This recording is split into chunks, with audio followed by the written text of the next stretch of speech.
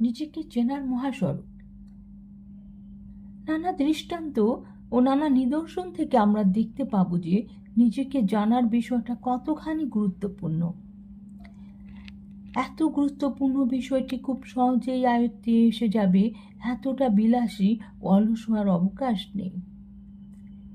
সাধনা ও পরিশ্রমের মাধ্যমে এটা অর্জন করার লক্ষ্য নিয়ে এগোতে হবে।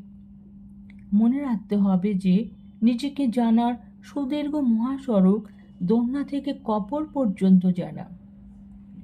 এই পথ চলাকে সামনে রেখে সার্বক্ষণিক ধ্যানে ও জ্ঞানে থাকাটা জরুরি যে আমাকে কে সৃষ্টি করেছেন, কোথা থেকে কিভাবে আমি অস্তিত্ব প্রাপ্ত হলাম, কিভাবে আমি বিকশিত ও পরিণত হলাম, জীবনের প্রতিটি ধাপে ধাপে চোখ রাখা, কোন শক্তিতে আমি জীবন পথে চলছি, আমার কর্তব্য ও পরিণতি কি, আমার আমিত্বের শেষ কোথায়, আমার সকল কর্মের ফলাফল কি। এগুলোর ব্যাপক অনুসন্ধান করা হচ্ছে নিজেকে চেনার মূল পথ পরিক্রমা।